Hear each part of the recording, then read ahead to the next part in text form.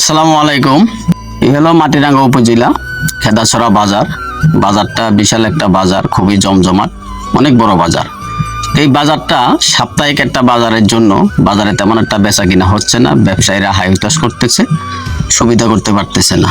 তাই বলবো যারা দায়িত্বরত আছেন আপনারা চেষ্টা করে দেখুন, বাজারটা সাপ্তাহিক একটা বাজার মিলাইলে বাজারটা খুবই বড় হবে, বাজারের উন্নতি হবে।